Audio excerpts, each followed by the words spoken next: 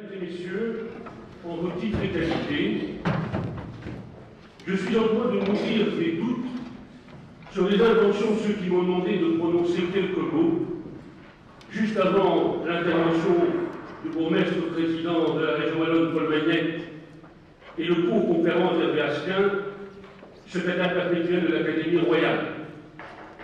Je ne possède ni leur art, ni leur manière, ni leur intelligence vive et prospective, et je ne voyais rien de plus adapté à ma situation et à mon bonheur que de pouvoir les écouter avec attention. C'est dire que, tout en éprouvant l'insigne honneur qui m'échoit de m'adresser à vous au nom de l'Université ouverte de la Fédération Wallonie-Bruxelles, j'ai essentiellement besoin de votre indulgence. Vous devriez d'autant plus facilement y consentir qu'il s'agit d'abord et avant tout pour moi de vous remercier d'être là ce soir, si nombreux et malgré vos responsabilités et vos occupations. Votre présence et votre intérêt confirment la justesse de notre intuition. Les conférences restent une forme attirante et adaptée de transmission des connaissances, de stimulation du débat et une porte d'entrée engageante vers l'information. Et ceci à l'encontre de l'idée fort pessimiste, quoique courante, selon laquelle seul le publicitaire a accès aux reliquats de temps de cerveau disponibles qu'abandonne l'industrie de la distraction.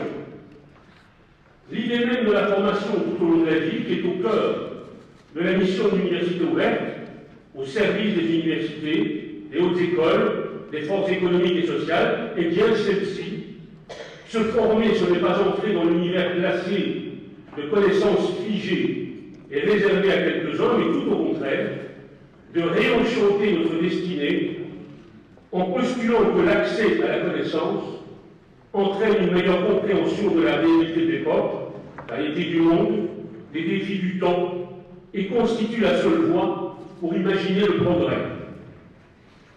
Loin de nous l'idée vaniteuse d'établir une hiérarchie des priorités, car tout est inextricablement lié et on ne peut appréhender la question du développement d'une région qu'en l'abordant sous tous ses angles. Il est cependant indéniable que les questions liées à l'information sont de première importance. Le choix qui a été fait dans notre région, dans notre ville, de rassembler les acteurs, de développer de nouveaux outils et d'appuyer les efforts des uns et des autres donne l'heureux sentiment que l'horizon avance à notre rencontre, et ceci vaut pour de nombreux autres domaines. Plus personne ne pense qu'il entre la moindre parcelle d'autosuggestion volontariste lorsque l'on évoque le redéploiement de Charleroi. L'enchaînement des projets, des réalisations, appartient au registre de l'évidence et non de la controverse. Ce qui est le plus remarquable, cependant, c'est le fil qui relie désormais ces bourgeons et ces éclosions, fil tissé d'enthousiasme et d'originalité. L'allégresse des supporters de football, la ferveur du public de Lens, de l'Éden ou du Palais des Beaux-Arts, l'impatience de découvrir le quai de l'image et de retrouver le BPS 22, les espoirs que nous plaçons dans la candidature de Charleroi à l'organisation du Mondial des métiers, l'accueil que vous réservez à cette première conférence du Palais de Belgique et tant d'autres projets font irrésistiblement penser à ces partitions d'orchestre où chaque portée développe une mélodie singulière, mais dont la simultanéité d'interprétation révèle les harmonies symphoniques. L'Université ouverte a précisément aujourd'hui, jour pour jour, 9 mois d'existence. Le poète et le psychanalyste exploiteraient mieux que je ne pourrais le faire toute la richesse symbolique d'un tel anniversaire, 9 mois. Parmi nos nombreux projets, la possibilité qui nous est offerte de participer à l'organisation de ce cycle de conférences, qui a une place particulière, et pas seulement parce que ça nous a aidé à nous faire connaître. Avant ceci, lorsque je présentais notre rôle, qui n'est pas de devenir une nouvelle institution de formation, mais un ensemblier aux côtés des opérateurs historiques de formation, le mot ensemblier m'a permis d'observer sur le beau visage humain les infinies nuances de la perplexité parfois couronné par l'accent circonflexe d'un sourcil goguenard. Grâce à vous, monsieur le secrétaire perpétuel, qui avez répondu positivement et mobilisé les moyens de l'Académie royale pour mener à bien ce projet, grâce au Palais des Beaux-Arts, grâce à notre bourgmestre, lui aussi académicien, nous avons pu très simplement présenter un exemple concret de ce que recouvrait la notion d'ensemblier. Le Palais des Beaux-Arts y a même apporté une touche d'humour, puisque les 6 cours conférences offriront leur feu d'artifice d'intelligence sous le sombre flambeau de la fée ignorante, chère René Magritte, à surréaliste ennemi. Monsieur le secrétaire perpétuel, vous allez maintenant, juste après la présentation qui sera faite par notre bourgmestre, vous allez maintenant nous entretenir d'un sujet ardu, mais personne n'attendra avec impatience la réception qui suivra, parce que chacun sait avec quel talent vous rendez accessibles les thèmes les plus enchevêtrés. Vous possédez en effet au moins 2 qualités qui ne sont pas si fréquemment appareillées dans un même cerveau. Vous êtes savant et vous êtes pédagogue. Monsieur Asquin, vous le savez, pour désigner les académiciens, on parle généralement des immortels. Personnellement, et malgré mon parcours, je doute de l'immortalité. Mais grâce à vous, je crois fermement en l'éternelle jeunesse. Merci encore, et je cède la parole à Paul Magnet, qui assurera la présentation.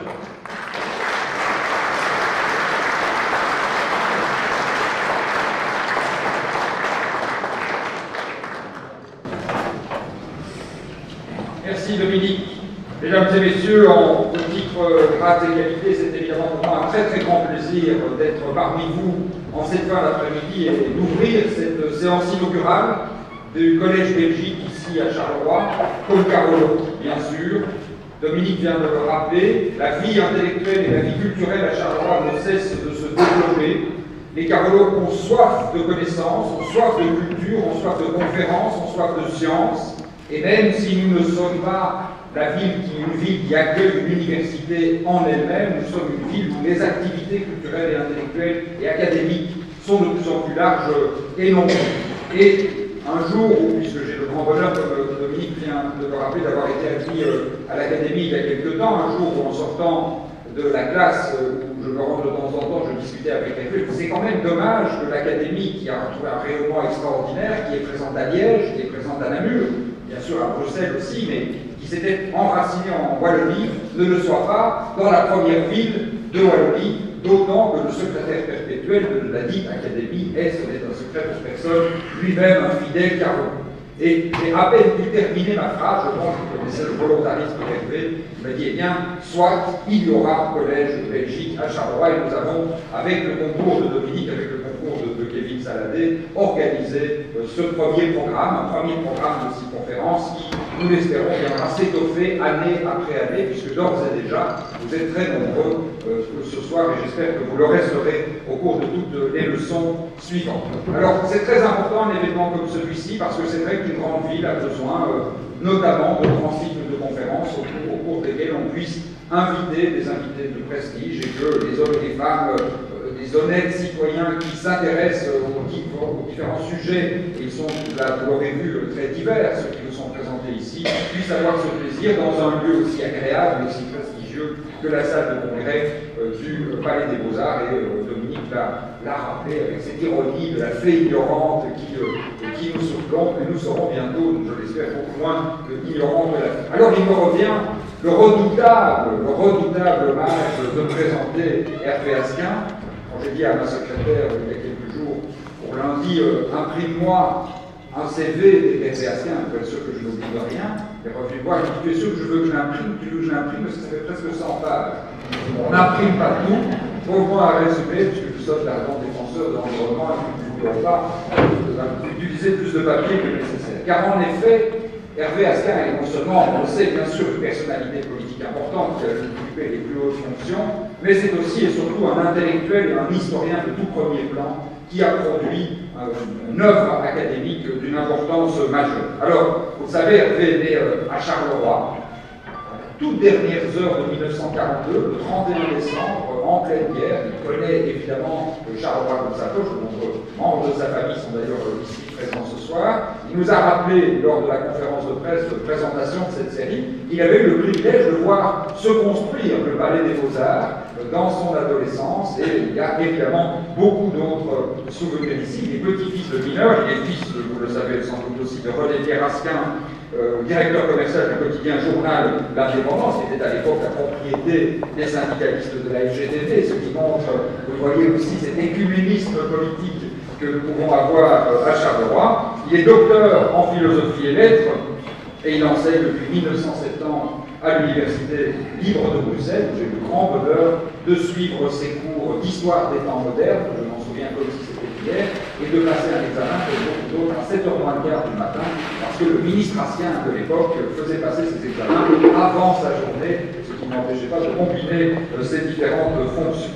Il est spécialiste du XVIIIe siècle, auteur d'une étude extrêmement importante sur le pays de Charleroi, bien connu, Une mutation, le pays de Charleroi au XVIIe et XVIIIe siècle, aux origines de la révolution industrielle en Belgique, et puis auteur de très nombreux ouvrages, auteur et coéditeur de très nombreux ouvrages. Je ne peux pas les citer tous, ce serait fastidieux, mais je voudrais rappeler notamment son livre très important, Historiographie et politique, essai sur l'histoire de Belgique et de la Wallonie, paru en 1981. Son livre La Wallonie, son histoire, un ouvrage populaire, réédité à de nombreuses occasions, publié en 1999, et qui sera bientôt, grâce à l'autorisation de l'auteur, disponible en ligne sur le site Connaître la Wallonie, publié par la Wallonie. Son livre bien connu aussi, Louis XIV face à l'Europe du Nord, Joseph II, catholique anticlérical et réformateur impatient.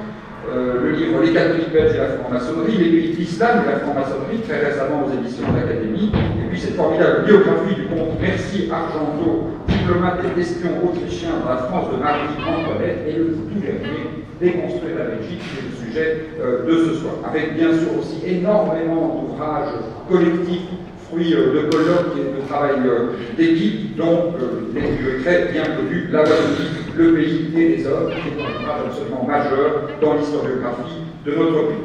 Ceci a valu à Hervé Asquin, au-delà de ses prestigieuses fonctions politiques, je rappelle qu'il était sénateur, ministre-président, il a occupé des fonctions très importantes dans son parti, il a été professeur, recteur, président du conseil d'administration de l'université. L'époque où je suis arrivé à l'UEB, Hervé Asquin était président, et je peux vous dire que c'était un président redouté, mais respecté en second prix par ses adversaires, et ses travaux académiques lui ont valu en outre de très nombreux prix, le prix des alumni déjà en 1977, le prix littéraire du Conseil de la communauté française, de nombreuses distinctions aussi, commandeur de l'ordre de Léopold, de l'ordre du Lion, chevalier de la Légion d'honneur, grand croix de l'ordre de la Couronne, secrétaire honoris causa de l'Académie européenne des sciences et des arts, grand officier de l'ordre de Léopold, commandeur de l'ordre de Léopold, je ne vais pas les citer tous, il y en a vraiment beaucoup, et notamment plusieurs honoris causa internationaux, mais il est aussi devenu, et surtout peut-être secrétaire perpétuel de l'Académie royale des sciences, des lettres et des beaux-arts de Belgique,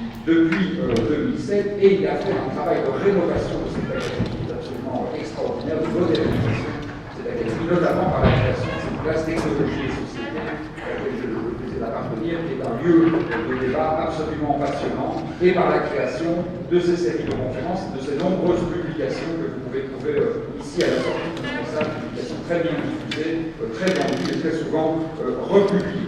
Il est parmi ces différentes distinctions aussi commandeur de l'ordre des palmes académiques, et ça me fait plaisir de dire commandeur de l'ordre du mérite wallon, le tout premier ou l'un des premiers, en tout cas commandeur de l'ordre du mérite wallon, pour la contribution générale de son œuvre, autant politique qu'intellectuelle, à la contribution de la Wallonie, parce que, je voudrais terminer là-dessus, s'il y a une chose à retenir d'Hervé Asquin en particulier, il y en a beaucoup, mais s'il y en a une à retenir, c'est que c'est un intellectuel wallon de la toute première importance. Je dirais même que c'est l'inventeur de l'historiographie wallonne, c'est un peu à l'histoire de la Wallonie, ce que Henri Pirenne a été à l'histoire nationale quelques décennies au préalable. Il est souvent très frappant de voir combien notre région connaît finalement assez mal son histoire économique, son histoire sociale, son histoire diplomatique et son histoire politique. Or, on sait qu'une région qui connaît mal son histoire et qui est prise dans une historiographie qui a toujours été, le dira dans un instant, évidemment une forme de connotation politique, une région qui n'a pas pris sur son histoire, une région qui aura du mal à se projeter dans son avenir, Et la génération d'historiens qu'Hervé Asquin a encouragé à étudier leur propre histoire, leur propre région, alors que les générations antérieures considéraient ça comme un peu ringard, comme un peu désuet, eh bien cette génération a donné véritablement la fierté de l'appréhension de son propre passé. Ça, c'est une contribution absolument fondamentale et qui donne à Hervé Asquin jusqu'à n'importe qui le droit de nous dire s'il faudra déconstruire la Belgique, comment elle risque de se déconstruire et comment les Wallons peuvent intellectuellement se projeter dans ce débat complexe mais absolument fondamental pour chacun d'entre nous. Merci en tout cas à nouveau de votre présence. Merci à Hervé Asquin d'avoir accepté de créer la série, de l'inaugurer et de lancer cette conférence. Et je lui cède la parole sans plus attendre.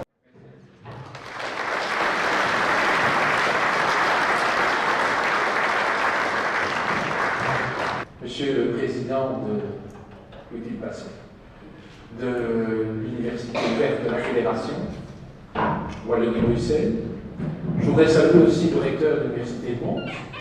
Conti, qui vient de nous rejoindre, et le bourgmestre et président honoraire de la région Wallonne, M. Jean Colbert, que, étant carologien, je connais depuis un temps certain. Mesdames et messieurs, chers consoeurs, chers confrères, puisque j'ai pu apercevoir dans la salle un certain nombre d'académiciens. Comme l'a rappelé Paul Magnette, c'est vrai qu'il y a une volonté d'ancrage de l'académie ailleurs qu'à Bruxelles.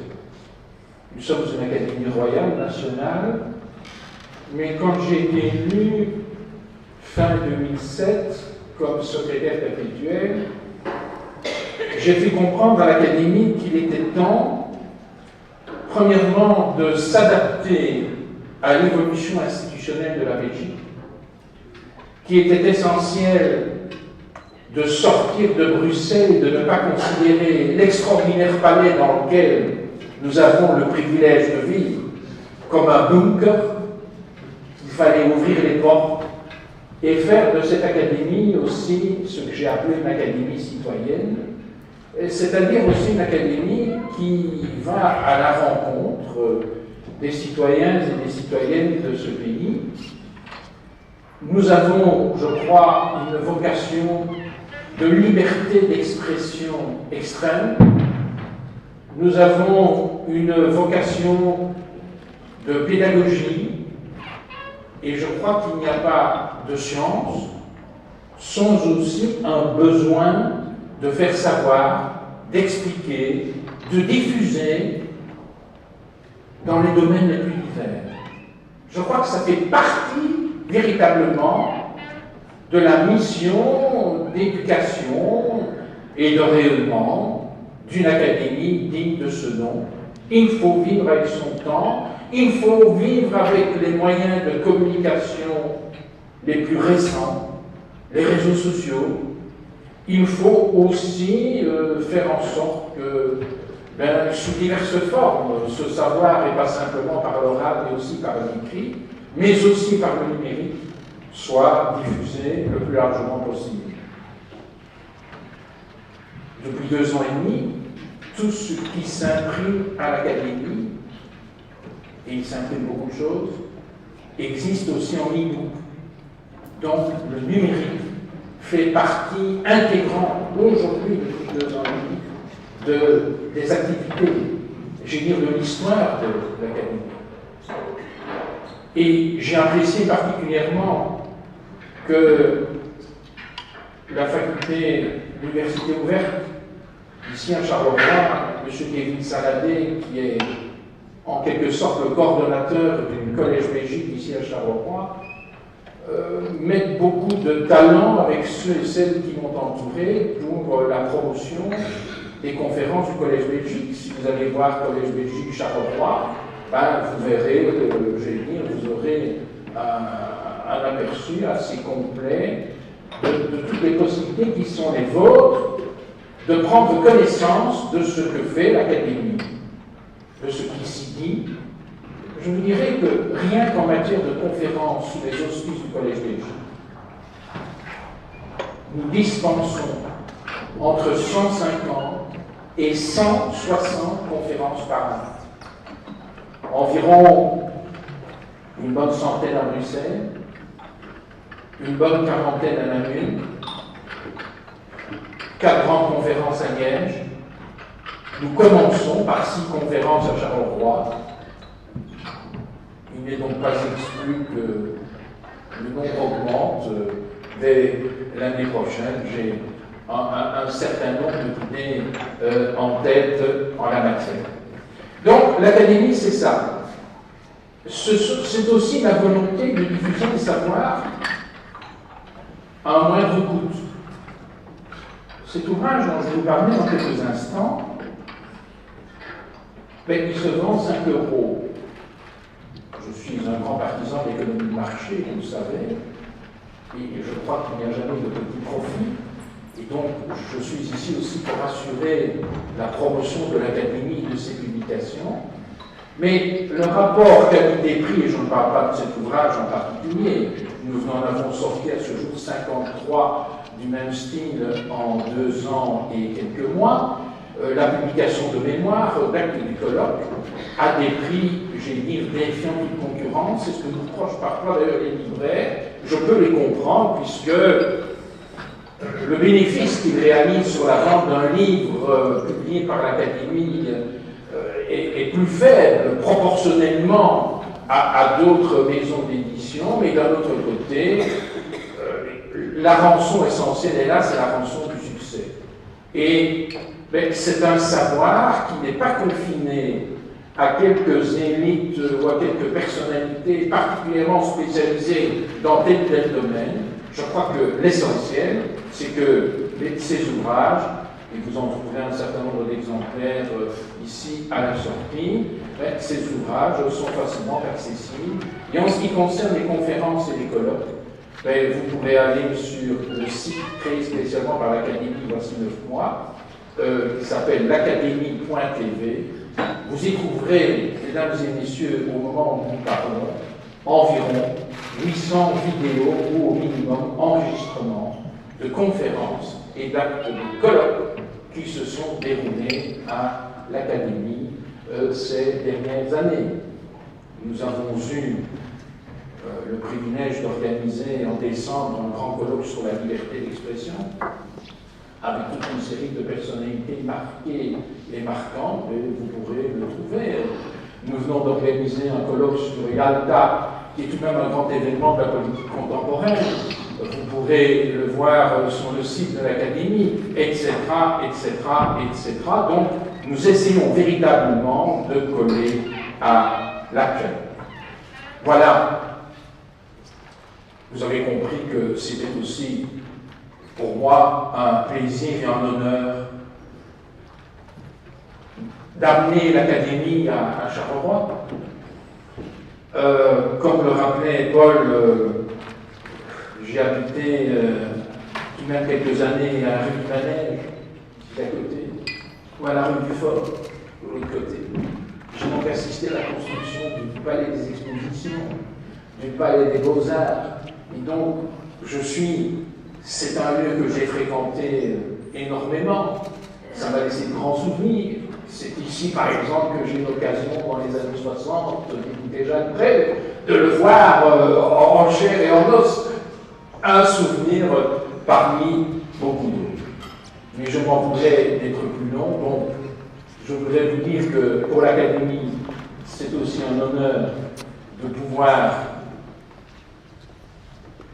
se faire connaître et participer au développement de la vie intellectuelle de ce qui est tout de même, il faut le rappeler parce qu'on oublie souvent, la plus grande ville de Wallonie et une agglomération d'environ 400 à 450 000 habitants, ce qui évidemment, n'est-ce pas, n'est pas négligeable.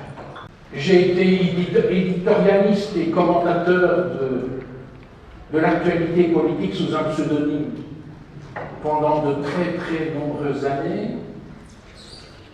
Déjà étudiant quand j'ai débarqué à l'ULB à 17 ans, dans une ville que je ne connaissais pas, je me suis impliqué dans la vie politique de l'Université de Bruxelles. J'étais président du cercle des étudiants de FUEL, j'ai siégé au Parlement étudiant, ce qui qui m'a valu quelques scènes. À l'époque, il était présidé notamment par un avocat qui est devenu célèbre et qui s'appelait Grindorge. Je dirais pour le bourgmestre que, oui, il rappelait les antécédents socialistes de mon père, qui s'est beaucoup occupé de presse socialiste. Il a même eu un bureau au boulevard de l'Empereur, n'est-ce pas, qui a dirigé la presse socialiste et qui l'a restructurée à la demande du président de l'époque, le Burton, jusqu'à ce qu'il doive quitter ses fonctions pour remplacer le ministre Merlot qui venait de se tuer en voiture. Et moi-même, j'ai dit par tradition familiale, je m'étais inscrit aux étudiants socialistes. Mais j'avoue, monsieur le bourgmestre, que je suis sans doute assez rebelle. La discipline et moi, c'est parfois un problème. Et après 9 mois, j'en ai été exclu. Et ça m'a guéri. Certains diront que ce fut ma chance. Je ne sais pas comment il faut l'interpréter. Mais je voulais vous dire par là, et c'est là que je vais en venir. Quand j'entre à l'ULB, j'ai 17 ans, nous sommes en 1960. Et je rentre tous les week-ends de Charleroi, et vous n'ignorez pas qu'à partir de décembre jusqu'au janvier-février, les heurts sociaux, les troubles économiques sont d'une importance extraordinaire. Et pour le provincial que je suis, qui rentre dans sa province, et qui doit bien constater qu'à Bruxelles, finalement, on se fout éperdument de ce qui peut se passer, du drame qui peut se jouer, eh bien ça vous marque. Ça vous marque. Et vous ne le savez pas, mais je peux vous le dire aujourd'hui, il s'en rend. C'est dans ce contexte-là qu'à 18 ans, je me suis inscrit au mouvement populaire wallon à Bruxelles, que j'y ai milité, et j'ai même brossé un jour les cours quand j'étais en première licence. J'ai pris le train pour aller à Liège, tout seul comme un grand, assister aux funérailles d'André Renard, qui était pour moi un symbole de la défense des intérêts. Si je vous donne ces détails, c'est parce que rien n'est neutre quand on écrit, même si on prend de la distance. Même si j'ai essayé de considérer la Belgique et son évolution avec un parfait cynisme, une parfaite distance. Mais il est clair que dès l'âge de 17 ans, 18 ans, je deviens un adepte du fédéralisme et j'ai la conviction que la Belgique va changer, qu'elle doit changer. Cette conviction-là ne m'a jamais abandonné. Donc, au risque de choquer certains d'entre vous, je dirais, je n'ai jamais été un Belgicain naïf. Je suis belge, je suis assez fier de la Belgique et de ce qu'on peut y faire, mais je ne suis pas arrivé, j'allais dire, à un statu quo, à quelque chose d'intangible auquel on ne peut pas toucher, qui ne peut pas évoluer sous peine de disparaître. Ça, c'est moi. Et c'est ce qui explique aussi, indiscutablement, la façon dont je perçois les événements en Belgique. Et donc, contrairement à ce que vous pourriez penser, et vous le verrez dans ma conclusion, c'est un message d'optimisme. Ce n'est pas un message de pessimisme. Je voudrais d'abord attirer votre attention sur un ou deux points. Le danger qui guette l'historien, le sociologue, le politologue, c'est le danger d'anachronisme. C'est de projeter dans le passé des préoccupations d'aujourd'hui ou des faits d'aujourd'hui, croyant qu'en fait, l'histoire en la matière se répète. Rien n'est plus faux. D'abord, vous savez, quand on entend certains discours sur le Belge, les Belges, on entend encore parfois un vrai Belge, c'est un blanc-bleu belge, comme on dit. Bon, c'est évidemment aberrant. Et il a fallu du temps pour que les sociologues, les anthropologues, les scientifiques, tout de même admettent que bon, ben, la Belgique, oui, ben, il y a eu des Germains, il y a eu des Celtes, plutôt des Germains en Flandre, plutôt des Celtes en région wallonne, que finalement, c'est aussi un aspect qui est ridicule dans notre histoire, à un moment, parce qu'on se rendait compte qu'il y avait des divisions dans le pays, déjà à la fin du XIXe siècle, on essayait d'expliquer, comme d'autres le font encore pendant la guerre 40, que nous étions tous des Germains, que donc il y avait un sang unique, citation textuelle, de grands intellectuels du XIXe siècle, il y avait un sang unique qui coulait dans nos veines. Donc, ce genre d'aberration, nous verrons qu'il faut oublier tout ça, ça ne tient pas la route, et que la notion de Belge est une notion, oui, c'est celui qui habite la Belgique, qui est à la rigueur citoyen belge, mais ça peut être extraordinairement divers. À la rigueur, c'est celui qui adhère à un certain nombre, je veux dire, de principes. Deuxième chose que je veux dire ici, notamment à Charleroi, on a souvent l'impression que, par tradition, les Wallons sont francophiles. Ils aiment la France.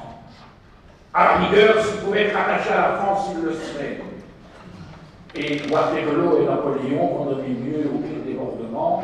Bientôt, croyez-moi, on va vous apprendre que Napoléon a gagné à Waterloo.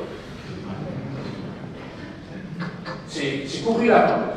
Quand je vois ce qui se prépare, c'est la raison pour laquelle j'ai tout de même pris les distances et toutes les organisations locales pour ne pas tout de même participer, j'ai dit, à une vaste comédie, une forme d'escroquerie. Mesdames et messieurs, je tiens simplement à vous dire que jusqu'en 1914-18, même en Wallonie, on est d'abord germanophile. On a moins peur de l'Allemagne et de la Prusse que de la France. Parce que, pour beaucoup, la France, c'est la France de Napoléon qui a envahi, qui a conduit les guerres. C'est aussi la dictature militaire de Napoléon III entre 1850 et 1870. C'est un pays où il y a des coups d'État, où la démocratie libérale de notre pays apparaît véritablement à partir de sa constitution comme un modèle. Eh bien, la France, on s'en méfie. Et alors, vous allez voir tout de suite le genre d'anachronisme que l'on connaît. Depuis que les institutions belges évoluent depuis 20 ou 30 ans, on vous souligne encore périodiquement quelques vers, une chanson. Wallons et Flamands ne sont que des prénoms, Belges est notre nom de famille. C'est une façon d'affirmer vis-à-vis des Flamands un certain nombre de choses. Et ça a été écrit en 1852 par un poète wallon montois, Antoine Claes. Qu'est-ce qu'il voulait dire par là, Antoine Claes? Attention aux sirènes françaises. C'était des strophes qui s'adressaient à l'ensemble de l'opinion belge pour qu'elle se mobilise et résiste aux dangers que représentait la France. C'est ça la réalité de notre histoire. Vous savez, quelle est la langue que l'on parlait couramment au Palais Royal jusqu'au 14-18? L'allemand. Pourquoi l'allemand? D'abord, la famille, c'est ça, c'est le Bouddha. Léopold II a des filles qui épousent toutes les princes allemands, Hohenzollern ou Habsbourg. Son frère, le comte de Flandre, a un fils qui sera Albert Ier, le successeur de Léopold II, et deux filles. Tous les trois épousent des princesses ou des princes allemands. La réalité est là. Mais 14-18 va être pour beaucoup de Wallons une sorte d'anéantissement. Parce qu'on croyait en Allemagne, notamment les Belges germanophones, je vous signale en passant qu'à Arlon, la langue véhiculaire jusqu'en 1914-18 est d'abord l'allemand. Mais c'est fini après. C'est fini. Pirenne, auquel faisait allusion Paul Magnette tout à l'heure, le plus grand historien belge. On oublie que là, quand il publie son histoire de Belgique, elle paraît d'abord en allemand et qu'elle ne paraît en français qu'un an plus tard. Pour tous nos grands scientifiques, jusqu'à 14-18, la science, elle vient d'abord des grandes universités allemandes. Mais Pirenne est arrêté, il va dans un camp de concentration, la violation de la neutralité belge, comme d'autres, va le trouver sérieusement, et il y a véritablement un retournement de situation. Donc, ce que je veux vous dire par là, quand nous portons un regard sur l'histoire de la Belgique avant 14-18, ou sur la Belgique de l'entre-deux-guerres, il faut pouvoir prendre cette distance par rapport à un certain nombre de réalités sociologiques ou à un certain nombre de perceptions d'aujourd'hui. Simplement parce que sinon, elles nous induiraient purement et simplement en erreur. C'est quoi d'abord être un Belge? Et en même temps, la Belgique. Qu'est-ce que c'est? Eh bien, la Belgique, dont on essaie de vous persuader qu'elle est, certains se souviennent moins en moins, qu'elle existait déjà dès le Moyen-Âge. Voilà la Belgique dans l'état où elle est en 1794 en fait. Vous avez les Pays-Bas autrichiens. Je crois que j'ai le système. Donc vous avez les Pays-Bas autrichiens, tout ce qui est en blanc. Vous avez la principauté de Liège, qui est un État indépendant. Vous avez la principauté de Stavro-Malmedy, qui est indépendant. Vous avez le duché de Bouillon, qui est indépendant. Et pour vous illustrer la complexité, on est à Charleroi, quand vous traversiez la Sambre en venant de la ville pour aller de l'autre côté, donc c'est la place Charlemagne, mesdames et messieurs, nous avons mis dans la principauté de Liège. Il y avait des droits de douane. On percevait des taxes pour aller de Charleroi à Marchienne ou à Marchienne-au-Pont ou à Châtelet ou à Montigny-sur-Sambre même. C'est ce qui vous explique que vous avez toujours un lieu dit, Charleroi-Nord, c'était pas loin du stade du Sporting, qui s'appelle le Pays de Liège. Parce que c'est effectivement là que commençait le Pays de Liège. Donc, la Belgique, j'ai simplifié, c'est ça. Et les Pays-Bas autrichiens, ce qui est en blanc, c'est une confédération de principautés. Les Autrichiens au XVIIIe siècle ont centralisé quelques institutions à Bruxelles, mais pour votre nouvelle, quand vous êtes l'ami roi, vous ne pouvez pas exercer une série de fonctions en Brabant, en Flandre, en Hainaut, au Royaume et inversement. Donc, vous avez d'abord une nationalité provinciale et on est jaloux de ces privilèges.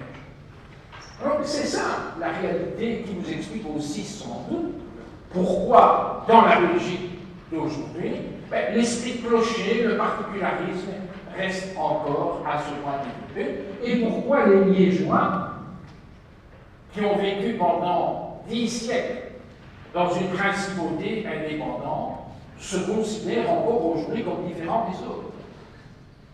Il n'y a pas de secret.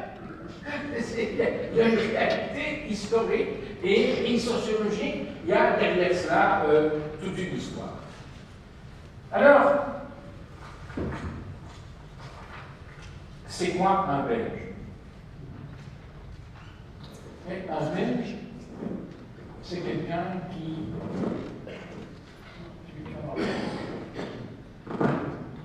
C'est quelqu'un qui vit en Belgique et qui adhère à la Belgique. Mais, mesdames et messieurs, je vous ai pris une statistique pour Bruxelles il y a 1 an et demi.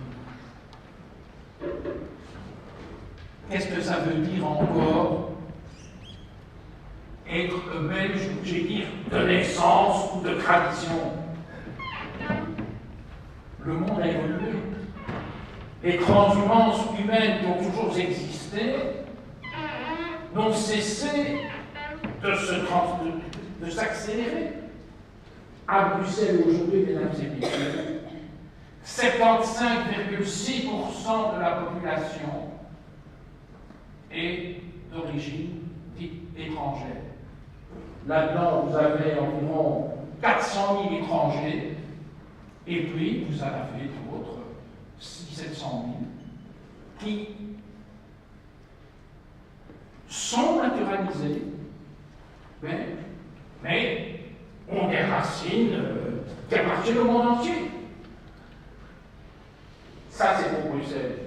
Aujourd'hui, si vous faites un bilan de la Belgique, et si vous étudiez l'immigration, vous devez constater qu'aujourd'hui, pour l'ensemble de la Belgique, donc y compris Bruxelles, la Flandre et la Wallonie, mesdames et messieurs, 25, et si on part de 1981 à 1990, 25%, c'est-à-dire un quart de la population qui habite la Belgique, n'est pas né, j'insiste là-dessus, n'est pas né en Belgique. Donc vous comprendrez que le discours que l'on a tenu traditionnellement sur ces vaillants Belges qui existaient déjà au Moyen-Âge, sur les Belges de César. Nous, M. Kevin Saladin est un brillant philologue classique, spécialiste du latin et du grec, plus du grec mathématique que du latin, mais il se souviendra certainement que les Belges, on parle de César, il est là, on parle de César, vous savez, c'est vaste, ça va jusqu'au Lyon, jusqu'à la moitié de la France, donc c'est un territoire extrêmement étendu qui n'a rien à voir avec le territoire de la Belgique d'aujourd'hui. Donc tout ça, j'ai dit, ce sont des légendes. Mais ce que je veux vous montrer d'abord, c'est qu'il faut tenir compte de la sociologie actuelle de notre pays. 25% des hommes et des femmes que vous croisez aujourd'hui en Belgique ne sont pas nés en Belgique. Et vous en ajoutez encore 25% dont les parents ont certainement des origines extra-belges. Dans un contexte comme celui-là, mesdames et messieurs, il est impensable, il ne faut pas croire qu'il est possible encore de faire adhérer cette population à toute une série de mythes qui sont des mythes aigus. La Belgique, je vous ai montré la carte de la Belgique. La Belgique, c'est un État artificiel. Vous avez vu ce qu'elle était en 1989. Vous avez vu ce qu'elle était en 1989. En 1789-1794, cette Belgique-là a été unifiée par les Français. C'est peut-être au départ le principal apport des Français, c'est qu'il y avait toute une série de régions disparates qui ont été unifiées, divisées en 9 départements. Le département de Genappe, qui est devenu la province du Hainaut, est resté à peu près tel quel. Il y en a d'autres qui ont évolué comme le Luxembourg ou Sambre-et-Meuse, qui est devenue la province de la Meuse. Mais enfin, globalement, la grande architecture date de l'époque. C'est eux qui ont amalgamé des territoires qui jusque-là étaient étrangers l'un à l'autre et qui sont devenus des territoires français, avec des gens qui sont devenus français. Quand en 1830, la Belgique est créée, il y a un vice de forme dès le départ. Et on essaie de créer une nation belge. Et je m'empresse de dire, et je donne référence au livre de Paul Blanette parce que,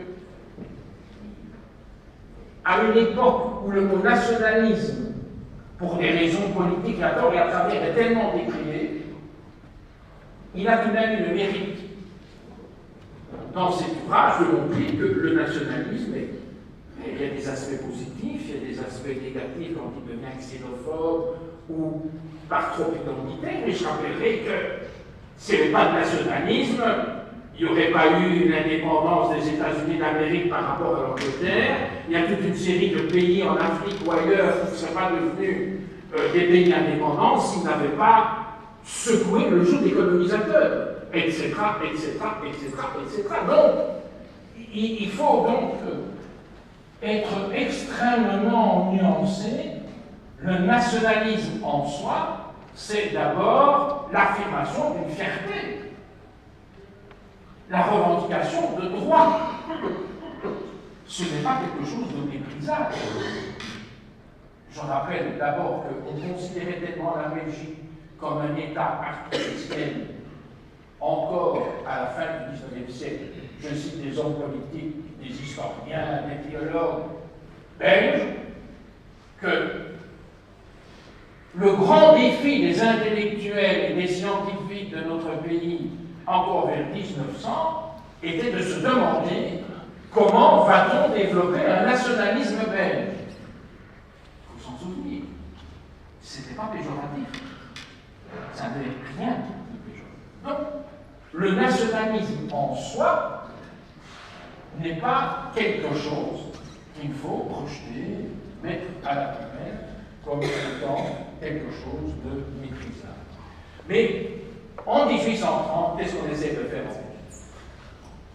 Mais à l'image de ce qui vient de se passer dans un certain nombre d'États européens, et la France avait donné l'exemple, un État-nation.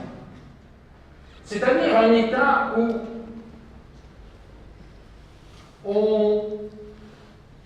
on ne veut pas tenir compte des différences linguistiques, religieuses, culturelles, et tout ça. Et finalement, on est citoyen dans la conception française de l'universalisme. Être citoyen français, c'est adhérer à des valeurs communes. Liberté, égalité, fraternité, la Constitution française et les grandes libertés de l'époque. C'est adhérer à des valeurs communes, peu importe les autres différences. Mais je vous signale en passant qu'il y a déjà à l'époque un nationalisme très différent qui voit le jour et qui est développé en Allemagne et qui va prendre son extension pour le romantisme maintenant. C'est qu'est-ce qui caractérise un peuple et une nation? C'est sa langue, sa culture, c'est ce qu'on va appeler l'âme d'un peuple. Donc, j'ai le développement d'une volonté d'identité. Et donc, vous avez là deux conceptions de la nation, de l'État qui s'affrontent. Ils n'ont pas cessé de s'affronter depuis, si on y réfléchit. Et la Belgique, elle est conçue dans la perspective française de l'État-nation. Mais c'est un vice de forme extraordinaire. Pourquoi? Parce que, mesdames et messieurs, en 1830, quand on crée la Belgique, quand elle se soulève, je vous signale en passant du même qu'il y a environ 55 à 56% de Flamands, qu'ils sont largement majoritaires dans le pays, et que la seule langue officielle de l'État belge est le français. Réfléchissez, mettez-vous dans une situation inverse. Supposons que nous soyons ici dans une région de langue, que les Flamands soient 40% à l'époque, et qu'on veuille nous imposer une seule langue, et qu'on dise le français, ça n'existe plus. On ne parle que le flamand dans toute la Wallonie et à Bruxelles. C'est ce qui va se passer en Belgique. Et donc, j'en viens au point suivant dans mon exposé, la Belgique unitaire, centralisée, ultra-francophone ici, a fabriqué le mouvement. Dès 1840, c'est intéressant, on voit des revendications identitaires profondes. Des revendications identitaires, pourquoi? D'abord, depuis 1839, l'indépendance de la Belgique était reconnue par le roi Guillaume Ier des Pays-Bas. Les Le dernier traité de Londres règle la question. La Belgique, moyennant l'abandon d'une partie du nègre hollandais du Grand-Duché de Luxembourg, la Belgique se voit reconnaître une indépendance et une neutralité garantie par les 5 grandes puissances.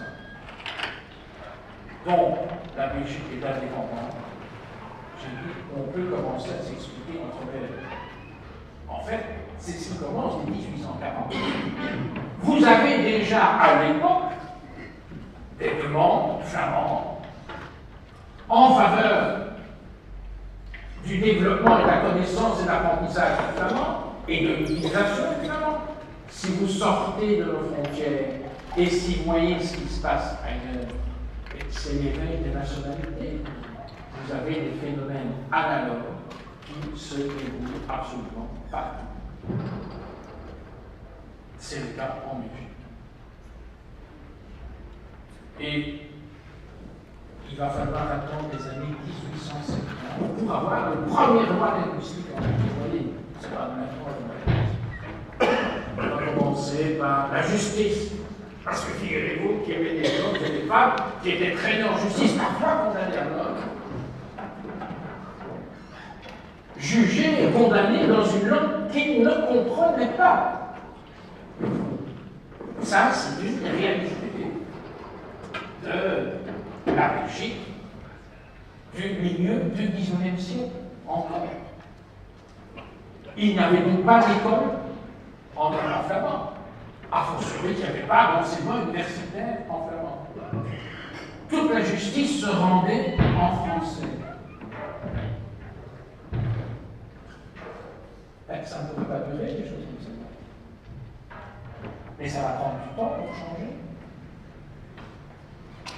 Ce n'est qu'en 1898, je dis bien en 1898, que le flamand est reconnu comme langue officielle en Belgique. Au Parlement. Et encore, de justesse. Quand on analyse les votes, il a fallu que le projet passe 2 fois au Sénat. Et ça va nous expliquer beaucoup de choses dans les mémoires. La victimologie flamande qui est toujours très présente. Il n'y a que 3 sénateurs francophones qui, en 1898, ont voté favorablement pour que le flamand soit reconnu comme langue officielle. 3. Vous avez une bourgeoisie francophone qui était toujours très présente en Flandre. Entre les 2 votes, sur 14, il y en a tout de même 13 qui vont changer leur voix, sous la pression de l'opinion publique flamande. Parce qu'on vient d'introduire aussi le suffrage universel tempéré par le vote plural, c'est-à-dire que les femmes ne votent pas encore, mais en fonction des diplômes, des circonstances, ils peuvent obtenir 2 ou 3 voix. Donc ça va favoriser un début de démocratisation du Parlement. Et je voulais vous montrer par là, mesdames et messieurs, qu'il y a donc véritablement un problème majeur qui se pose en Belgique à ce moment-là.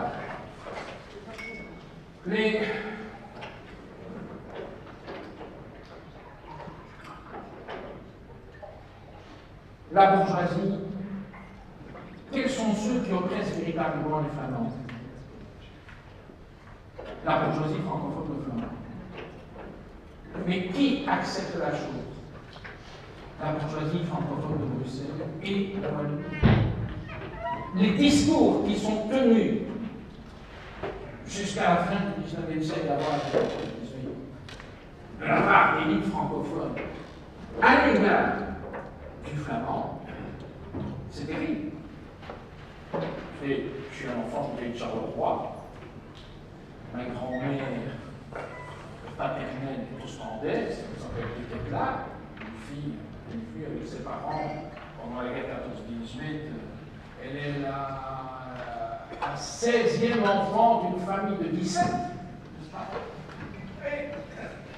Mais Moi qui étais un gamin de rue à Gigny, à Montigny-sur-Sambre, dans les années 50, c'était encore banal et commun d'entendre à l'école, et ça ne choquait personne, les Flamins s'alignaient des biens. Les Flamins s'alignaient des biens. Je vais dire que, dans les cours de l'école, etc., c'est de même que, je me rappelle, encore dans les années 60, on parlait des macaronis. C'était banal. Donc, beaucoup de choses ont évolué. Et je veux vous faire prendre conscience qu'il y a eu donc des vexations et que donc pour les Flamands, les oppresseurs, ce sont ces francophones qui, dans le pays, tiennent les rênes du pouvoir et qui refusent véritablement de reconnaître leurs droits. Et le mouvement wallon, c'est intéressant. Comment est-ce qu'il est, le mouvement wallon? Où n'est-il et dans quelles conditions? Figurez-vous que les premières manifestations du mouvement wallon, c'était en Reverse. Je ne sais pas si c'est un peu bête, mais c'est en Reverse depuis assez longtemps. Oui, à Bruxelles. Pourquoi? Parce que dans l'État unitaire centralisé, où la seule langue est le français, qui est-ce qui occupe les jobs? Alors qu'il y a une surpopulation des campagnes, un phénomène bien connu de migration rurale vers les villes et vers la Flandre.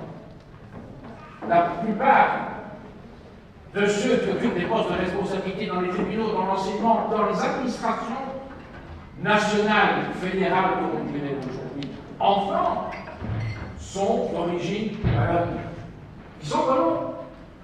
Et donc, vous avez compris que le mouvement wallon, au départ, s'oppose vigoureusement, et à des manifs, et des pétitions, etc., à la reconnaissance du flamand comme langue officielle. C'est un problème d'emploi. Si on impose le flamand ou le bilinguisme, on va commencer par de plus en plus imposer le bilinguisme. Ça exclut évidemment les wallons. Et le premier moteur du mouvement wallon, c'est celui-là. Il y a bien sûr des clivages philosophiques qui vont surgir. Mais, mesdames et messieurs, je tiens simplement à préciser donc les choses pour le XIXe siècle. Il y a donc des enjeux de communauté, des enjeux d'emploi, avec les Flamands, il faut dire, sont brimés. Puis vous avez la guerre 14-18. Un grand débat. Mais ça, je reviendrai après. Vous avez des lois linguistiques en Belgique. Et dans ces lois linguistiques en Belgique, vous avez deux thèses qui s'affrontent. Ces deux thèses s'affrontent exactement depuis le début des années 1960. Et je vais essayer de vous compreniez pourquoi et comment. Vous avez, je résume, vous avez une conception flamande du droit, qu'on appelle le droit du sol. Et vous avez une conception francophone du droit, qui est le droit des personnes. Comment ces conceptions sont-elles nées? Qu'est-ce qui explique l'émergence de ces notions? Évidemment, l'antagonisme. C'est une merveille. Voilà la carte de Bruxelles. Je voudrais dire, mesdames et messieurs, que, comme vous le voyez, la tâche Bruxelles au centre, avec ses prolongements, les agrandissements successifs de Bruxelles-Ville. C'est une commune, j'allais dire, aux limites bizarres. Si vous prenez la cuvette Bruxelles-Bruxelles, j'ai étudié ça avec des étudiants, ça a pris quelques années, en dépouillant des milliers d'actes notariés bruxellois. Eh bien, vous arrivez à la conclusion, mesdames et messieurs, que vers 1770, 1775, il n'y a pas plus de 10% de personnes qui connaissent le français à Bruxelles. Je ne parle pas de tous les autres, c'est des villages. On ne parle que le flamand, il n'y a pas de francophone. Au moment de la Révolution française, à Bruxelles, vous avez maximum 20% de Bruxellois qui sont d'abord francophones. Lorsque notre plus grand savant, qui fut aussi secrétaire perpétuel de l'Académie au XIXe siècle et directeur de l'Observatoire, Adolphe Kepler, c'est lui qui véritablement a inventé la science de la démographie, on peut dire, à vocation universelle. Quand on voit les premiers recensements faits par Kepler au début des années 1840, il n'y a toujours à Bruxelles-Ville que 35% de francophones. Donc, ce dont je veux vous faire prendre conscience, et vous allez comprendre pourquoi ce problème de francophones, c'est que, avec les phénomènes migratoires à l'intérieur de l'État national, et toutes les institutions qui sont aux mains de francophones, et les Wallons qui émigrent, le français est la langue aussi de prestige, les Flamands qui renoncent à leur langue. Et bien progressivement, mesdames et messieurs, la banlieue, vous savez, encore vers 1850-1880, Woluwe-Saint-Pierre, Woluwe-Saint-Brieuc, etc., un francophone. C'est uniquement flamand. Et donc vous avez véritablement la région bilingue de Bruxelles 3 s'étend. Il y a une chose que nous disons souvent, c'est que les 19 communes ne prennent définitivement forme qu'en 1954. À partir de 1954, Gansour, Bergen-Saint-Agathe et Evere, à la suite des recensements linguistiques de tous les 10 ans, sont rattachés à la région de Bruxelles-Capitale. Les 19 communes apparaissent. Et chaque fois qu'on fait les recensements, comme les francophones ou les conceptions très judiciaires de la Belgique, 17 ans. Donc, c'est ainsi que naît la hantise flamande de ce qu'on appelle, dans le jargon flamand, la olivlek, la tache d'huile. Et ça correspond évidemment à la tache d'huile. Donc, vous avez compris que cette question-là va avoir un prolongement immédiat quand on va parler des 6 communes de la périphérie. C'est une chose qu'on a souvent oubliée. En 1962-63, il y a une décision du gouvernement Lefebvre-Spart et du ministre de l'Intérieur de l'époque, Arthur Gilson. Il y a un accord pour présenter avec la frontière linguistique une nouvelle structure de la région de Bruxelles qui fait 25 communes. C'est-à-dire que les 6 communes dites à facilité ou jouer font partie de l'agglomération bilingue de Bruxelles parce que les francophones y sont déjà minoritaires. Et à ce moment-là, se pose un événement, comme il s'en pose de temps en temps en politique, n'est-ce pas, monsieur le vice-président? Ça, c'est les surprises de la politique. Le groupe CVP, donc le Parti social-chrétien, et qui était dans sa représentation parlementaire massivement flamand, le groupe social-chrétien de la Chambre dit non. Pas question. Où le gouvernement tombe dans le mode minorité. Et c'est ainsi que Bruxelles n'a pas connu 25 communes, mais restait à 19. Parce que l'ultimatum était clair, net et précis. Et donc, les cartes ont été rebattues, et on a trouvé toute une série d'amendements. C'était une façon, quelle que soit la langue parlée par la majorité des habitants, mais les Flamands disent non, c'est un acte de défense de notre langue et de notre culture. on doit avoir des frontières pour arrêter cette tache d'huile.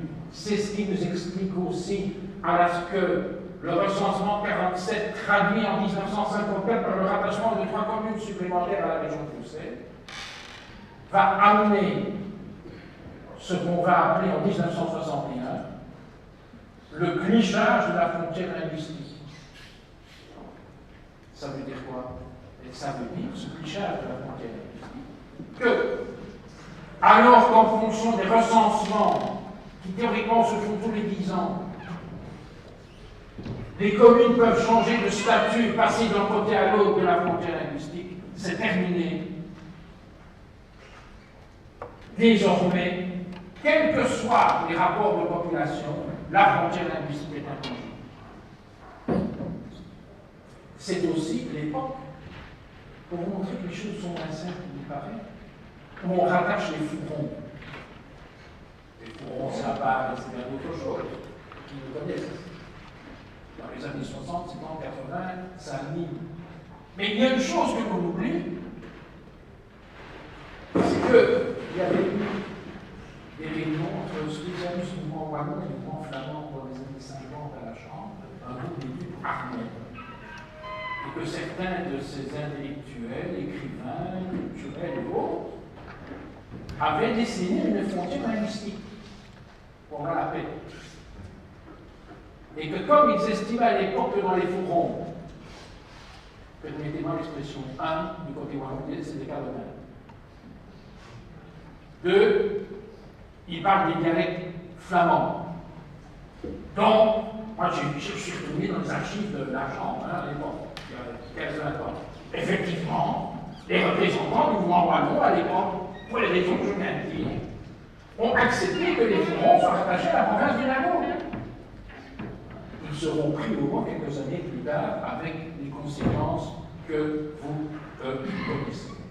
Donc, du côté francophone, où on a une conception très unitaire de la Belgique, on s'établit où on veut, et on peut toujours parler français, etc.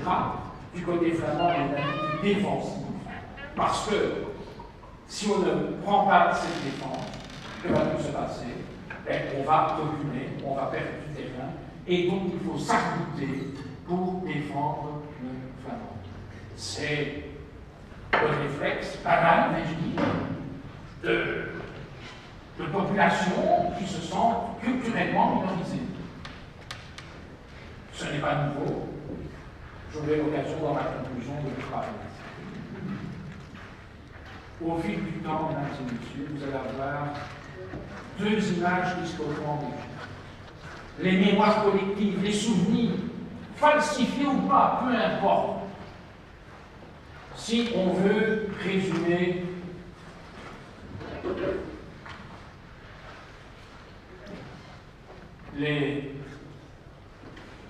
pour les Flamands, les Wallons, les Bruxellois, les francophones en général, c'est l'image qu'ils ont jusqu'en 1940-1950. Ce sont des franciliens arrogants, méprisants. C'est, pour reprendre une expression de certains mouvements flamands, qui pendant la guerre 14-18, ils vont parfois se réfugier en Hollande ou à d'autres moments. Si vous regardez l'encyclopédie du mouvement flamand, qui est une œuvre scientifique remarquable, et comment appelle-t-on la Belgique? C'est la Belgique marâtre. La Belgique unitaire est celle qui a victimisé les Flamands. Et ça survit dans les mémoires. Et donc, qui dit français dit arrogance et mépris. Surtout que j'ajoute une chose. Je rappelle qu'à l'époque française, entre 1794 et 1814, les Français ont mené chez nous, au nom de l'universalisme, la même politique qu'ils ont menée à l'égard des minorités linguistiques en France, c'est-à-dire on est supprimé. Si on était resté français 30 ans de plus, peut-être que le flamand aurait disparu de France. Il y avait une politique d'éradication totale du flamand. Vous avez compris pourquoi, en Flandre, la France, on aime peut-être la culture française, mais la France a laissé de mauvais souvenirs. Napoléon a laissé de mauvais souvenirs. D'ailleurs, c'était extrêmement intéressant. Si vous voyez aujourd'hui la presse francophone, elle ressasse Waterloo, elle parle de Waterloo, des Français, etc., vous n'avez pas un mot dans la presse francophone. Parce que la perception de l'histoire est évidemment éminemment différente. Il y a deux vécus, deux mémoires radicalement différentes qui se sont transmises avec le temps. Le wallon, comment voit-il le flamand au XIXe siècle? Exprimé pour la vigueur du propos, mais c'est ça qu'il dit. C'est un calotin dominé par le clergé catholique, les cléricaux. Après la guerre 14-18, ça devient, c'est facile, ça devient le collabore. Y compris après 40. Parfois encore aujourd'hui. C'est d'ailleurs grotesque, je vais y revenir dans un instant. Ça dépend des circonstances. Parfois ça sert politiquement, idéologiquement, parfois ça ne sert pas et on préfère oublier. Et on oublie surtout que du côté francophone, on n'a pas été tout blanc non plus pendant la guerre 40. Qu'il y a tout de même des spécialistes et des grands leaders du mouvement wallon, j'ai un livre que je vous montrerai tout à l'heure en terminant, qui était interdit de vendre dans un certain nombre de librairies en Wallonie sur les séparatistes wallons et leur attitude pendant la guerre, qui jusqu'en 1943, ils sont pétinistes comme il n'est pas possible, et ils espèrent obtenir le rattachement de la Wallonie à la Flandre, et ils vont même jusqu'à faire des plans que j'ai trouvés dans les archives du Quai d'Orsay, où on propose, on dit qu'à la rigueur, on peut céder le Congo belge aux Allemands. Il y a de tout. Il y a de tout, il y a de tout, il y a de tout. Bon. Et évidemment, au lendemain de la guerre, et j'ai tout de même un témoin, certains leaders ont brûlé les archives qui devaient être au fond d'histoire du monde. Et par le plus grand hasard, je ne vais pas prendre d'évoquer ici, j'ai vu une valise qu'on pensait ne plus exister, avec la correspondance, avec tout ce qui se proposait, etc. Et j'ai été vérifié dans les archives de Vichy qui sont conservées en France. Je dis que non, le problème, c'est le problème de l'amnistie. En fait, amnistie est un mot utilisé à tort et à travers. Amnistie en droit, c'est dire il n'y a rien eu, on efface. Ce n'est pas la même chose que les lois de grâce. Ce n'est pas la même chose que des actes de réconciliation, etc., etc. On voit en fait que j'organise un colloque à l'Académie dans un an, avec Mme Tulkens, juriste bien connue de la Cour européenne des droits de l'homme et quelques autres, sur le problème de l'amnistie dans toutes ses variantes, en étudiant le cas de l'Afrique du Sud. On ne peut pas appeler ça l'amnistie, ce sont des réconciliations. C'est ce qui s'est passé en Espagne. S'il n'y avait pas eu ça, je me rappelle en passant que les 30 les gens fin 42, début 43, ils recevaient encore la Francisque de Pékin. Ce n'est pas une invention, c'est une photo que donc, mais De Gaulle, c'est à la fois une faiblesse et peut-être un coup de génie, pour rassembler les Français, partie du principe que tous les Français étaient légitimes. Et leur a fait croire. Et ils le croient. Il a fallu tout de même qu'un historien américain, Paxton, au milieu des années 70, écrive un livre remarquable sur ce qui s'était passé en France pour que, bon, enfin, alors les cinéastes se sont mis. Pour moi, il y a un film génial à frapper, Lucien Lacombe. Comment on devient collaborateur? Pourquoi? Les hasards de la vie, etc. Ce sont des choses, je ne vais pas m'étendre là-dessus, je peut-être disais, mais je veux vous montrer par là le caractère de la vie des choses. Vous savez, j'ai siégé pendant 20 ans au Parlement fédéral, en 10 ans à la commission de la révision de la Constitution. J'ai siégé avec des sénateurs Volksuni électés collaborateurs. Donc je le reconnais. Je n'ai pas entendu qu'on nous accuse. À l'époque, c'était le gouvernement Martens, Moreau, si je ne m'abuse. Hugo Schick, président de la Volksuni, a été condamné pour collaboration. Il est devenu vice-premier ministre. Il a même fini sa carrière comme ministre d'État. Je me rappelle que c'était un homme remarquable, brillamment intelligent. Mais bon, Il avait coaché sa peine, on va pas de ça. Vous comprenez? Donc, il faut être extrêmement prudent, et je n'ai pas l'occasion de parler en détail de la collaboration de tout ça. Mais rien qu'avec l'usage des mots, parce que généralement, quand on dit amnistie, c'est pas dans le sens d'une façon de rien. C'est plus quand il y a des peines qui doivent être réduites, il y a ceci, il y a cela. C'est ça que ça veut dire. Donc, c'est le collabo. Et c'est ce qui nous explique que du côté du mouvement wallon, on a tué du mouvement, on a détruit des archives. Parce que le lendemain de la Seconde Guerre 40, c'était facile de dire la Flandre a collaboré. Nous, mouvement wallon, à la différence du mouvement flamand, on est vierge. Donc, on ne dit rien. Et donc, ça a entretenu les légendes. Et aujourd'hui, pour des raisons que nous connaissons, et pour le wallon, le flamand, c'est un égoïste asocial. C'est quelqu'un qui, je veux dire, ne veut pas aider la Wallonie parce que il faut tout de même prendre conscience d'une chose, c'est que si le wallon reste relativement attaché à la Belgique, c'est aussi parce qu'il y a intérêt, à cause des transferts, des moyens, etc. Et l'on sait que le préjudice, évidemment, serait extrêmement important s'il n'en était pas ainsi. J'essaie de le trouver. Non. Voilà. Cette Belgique-là,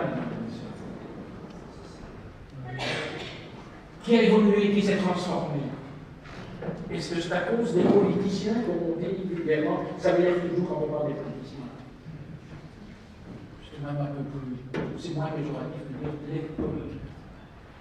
Tous les politiques ne sont pas des politiciens. Et donc je me plais parfois à reprendre un certain nombre de personnes. Ça m'énerve d'utiliser. Ça vient du flamand, mais on ne s'en rend pas compte. Politicien. Politicien. Donc ça devient politicien en français. Voilà. Donc, non, ce n'est pas une invention des politiciens. Les hommes politiques.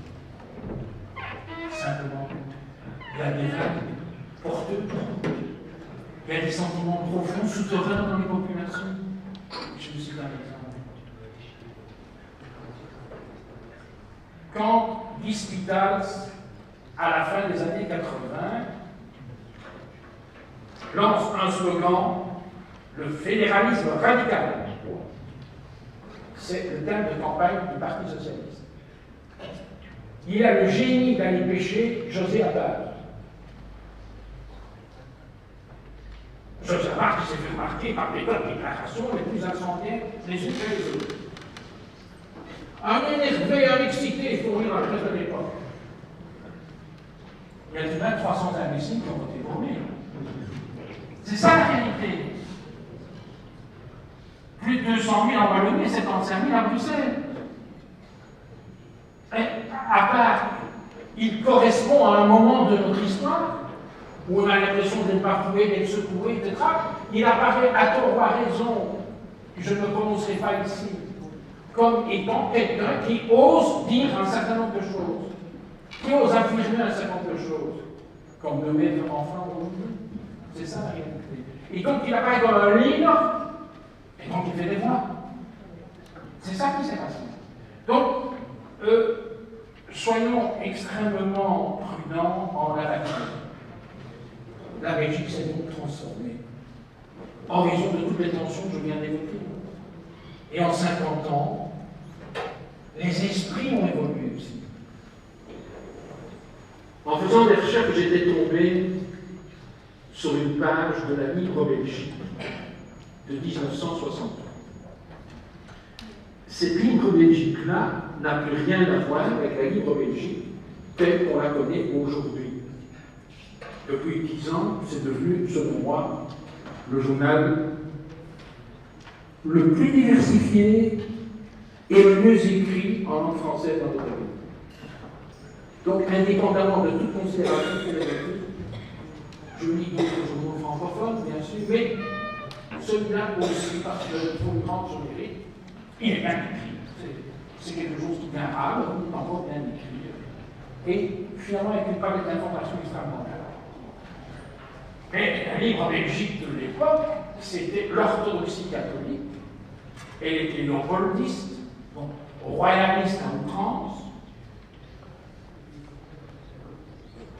Et pour vous montrer une capacité d'adaptation en Égypte, c'est là que je veux en venir.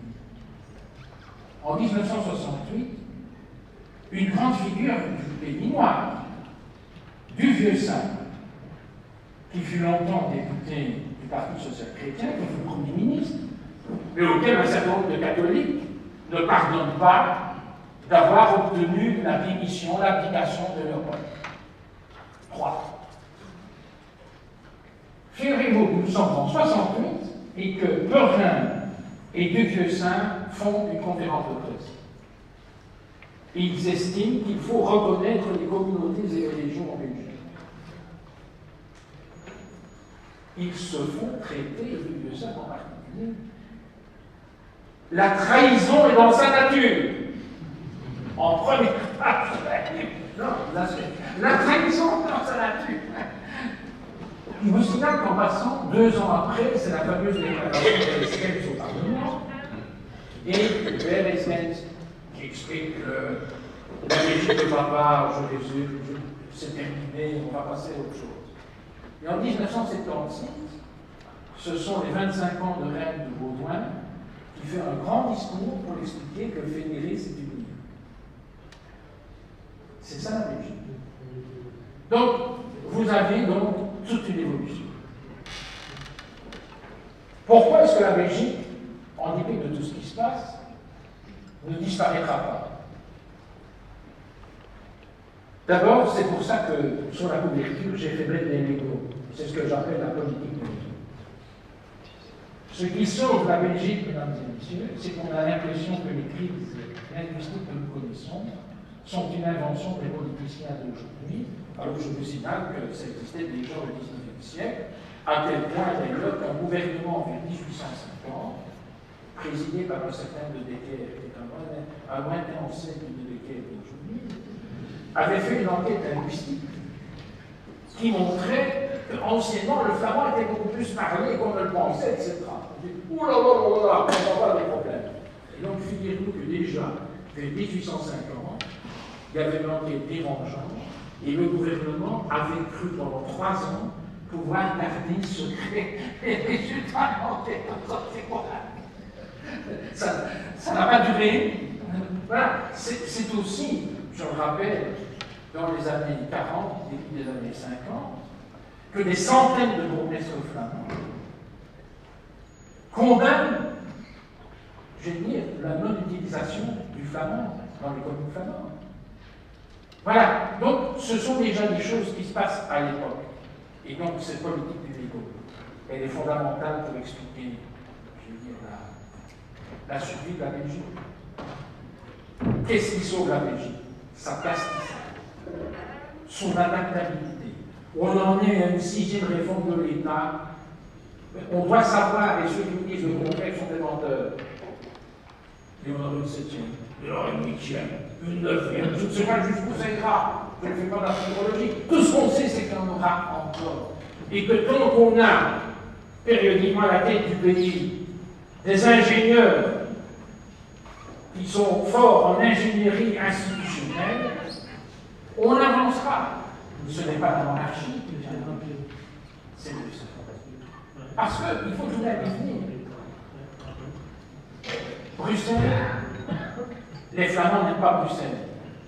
Ils s'y sentent, c'est leur capitale, mais ils s'y sentent minorisés, à juste titre. Hein, aujourd'hui, vous avez 92% de gens qui sont citoyens belges à Bruxelles qui se déclarent francophones. Il n'y a plus que 8% flamands. Ça, c'est la réalité bruxelloise. Donc, ils ne se sentent pas chez eux. De l'autre côté, c'est un territoire flamand qui leur a été arraché, entre guillemets, selon le processus que j'ai évoqué tout à l'heure. Bon, et je l'ai dit dans une émission il y a 2 ans et 3 mois ou 4 mois, c'était avant les élections communales, le 27 septembre, on m'avait demandé de débattre avec quelqu'un que vous connaissez, M. Duperton, un matin à l'RTB.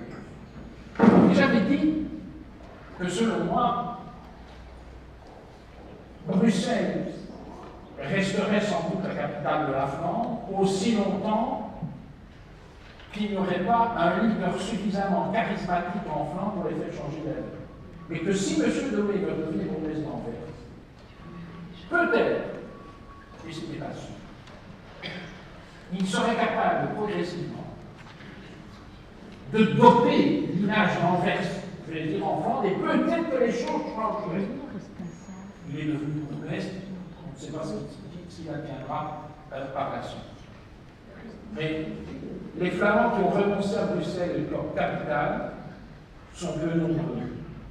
Il y en a un qui était un intellectuel, surtout malheureux, qui fut longtemps l'éditorialiste du Standard, et qui a publié il y a une dizaine d'années un ouvrage intitulé Balémas, et qui essaie d'expliquer aux Flamands qu'il fallait renoncer à Bruxelles, qu'il ne renverserait pas la vapeur, que Bruxelles était francophone, et par conséquent, l'avenir culturel et linguistique des Flamands, c'était les Pays-Bas, c'est-à-dire la Hollande, toujours.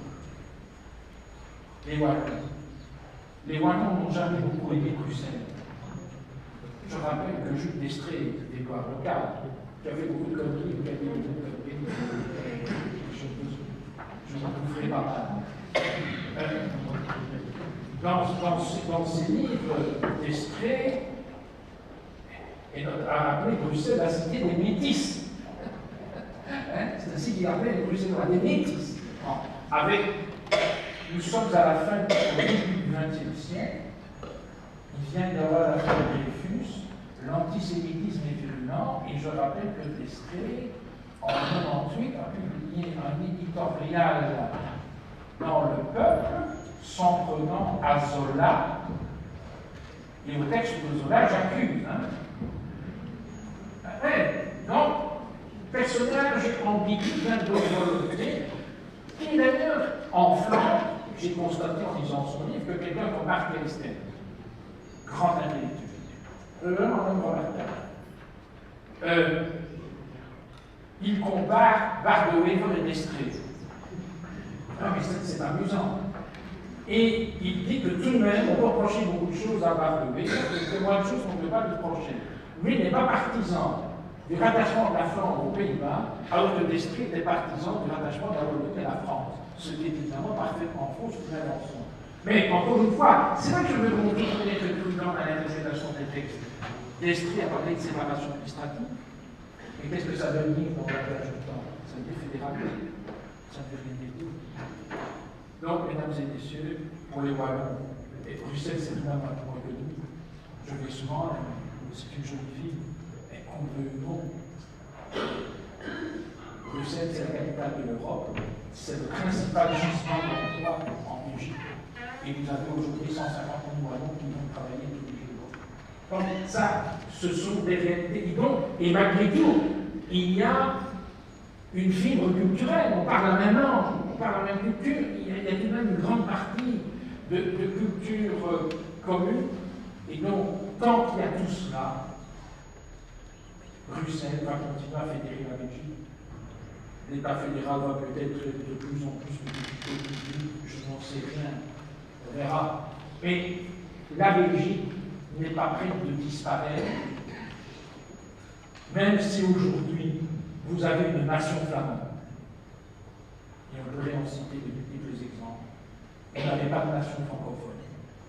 Rien que des rapports ambigus entre Bruxelles et la Wallonie. Vous n'avez pas de nation wallonne non plus. Vous savez, il faut entendre parler les joies parfois. Quand je vais dans le Hainaut occidental, j'habite pas loin de là, près d'Arvien et là, à Moucron, Copine, etc. On est Picard, on n'est pas de Wallons, on n'a rien à voir avec eux. La région de langue allemande, on sait très bien que les germanophones, un jour, elles sera une région communautaire à part entière. Tous les partis sont dans la vie. Ils avancent pas à pas. Même des gens paisibles. Il y en a un que M. Manette Jodinien, que je connais bien, que j'ai fréquenté, que Jean-Claude connaît bien, M. Lambert, qui a été ministre-président de la région allemande pendant des années. Enfin, ils ont un plan, ils sont d'ailleurs soutenus par les Flamands, c'est une région riche et ils vont arriver progressivement à leur fin. Même si vous leur demandez si la Belgique éclate, où est-ce que vous voulez aller, ils vont pas dire avec Bruxelles ou avec les Wallons, hein, avec le Grand-Duché de Luxembourg et l'Allemagne. Tous les sondages vont exactement dans le même sens. Maintenant, est-ce qu'on peut leur demander des Wallons, j'ouvre une parenthèse, et puis je vous promets que je conclue dans les 3 minutes. Vous savez comment les germanophones sont devenus belges? Au lendemain de la guerre 14-18. La Belgique avait des revendications, d'Estrée en tête. Ils voulaient récupérer le Grand-Duché de Luxembourg et le Limbourg hollandais. Mais c'était des trop grands morceaux et ça ne passait pas au niveau international. Donc on récupère les régions de l'Angleterre qui faisaient partie de la Prusse. Qu'est-ce qu'on fait? Conformément à ce que demandent les Nations Unies, on va consulter les populations. Comment a-t-on consulté les populations dans l'objet Belgique très démocratique en 1920, où on aurait peut-être soif d'agrandir le territoire? On ouvre des registres dans les hôtels de ville des quelques communes concernées. Et ceux qui sont contre le rattachement à la Belgique sont priés d'aller signer. Puisqu'il y en a 150 qui sont allés signer. Donc la Belgique a pu dire qu'elle rattachait ces régions à la Belgique avec le soutien de 2% de la population. Et je rappelle que c'est moins de 20 ans après qu'il y avait déjà la Seconde Guerre mondiale, etc. Et les ambiguïtés qui se sont passées dans ces débats. Il y a une nation flamande. Partout, depuis les années 60, on a remplacé Belgique par là. Partout. À la différence de ce qui se passe du côté francophone. Et les Flamands aiment consommer flamand. Les ouvrages publiés en flamand par des maisons d'édition francophones ne se vendent plus depuis 20 ans. Impossible. Si ça ne vient pas de Rotterdam, Amsterdam, Antwerpen, Brugge, Mechelen, ou Rennes, terminé. On veut consommer flamand. Prenons la télévision. Et vous allez voir le handicap de l'homme et de la femme politique francophone en Belgique. 40% des francophones regardent de façon privilégiée une télévision française. Ça, c'est encore aujourd'hui. Il n'y a que 6% de Flamands qui regardent de façon privilégiée la télévision hollandaise. Voilà. On pourrait citer d'autres exemples, simplement pour vous montrer qu'il y a là des comportements qui sont absolument différents. Et voilà, la Belgique est ce qu'elle est. C'est un patchwork étonnant qui évolue. Et nous avons la chance de vivre finalement dans un pays où le pragmatisme l'emporte. Parce qu'on peut verser des larmes de crocodile sur l'évolution de la Belgique. Ça ne m'est jamais arrivé. Pour les raisons que je vous ai dit. Et ça n'arrivera jamais. Ensuite, d'abord, elle disparaîtra pas. Mais nous devons tout de même réfléchir par rapport à l'environnement international. Nous connaissons de grandes mutations et il y en aura encore d'autres. Mesdames et messieurs, tout cela s'est fait finalement sans un mort, sans un coup de feu, sans qu'on tire un coup de fusil, sans qu'on donne un coup d'épée ou un coup de poignard. Donc, calme. Ce qui témoigne tout de même de la part de nos concitoyens, qu'ils soient du nord, du centre ou du sud, d'un grand sens démocratique. J'allais dire d'un grand sens citoyen, d'une culture démocratique qui, en tout cas au moment où nous parlons, est toujours parvenue à transcender les tentations identitaires, les oppositions. Il y a une retenue démocratique et un pragmatisme qui m'a fait mon admiration. J'ai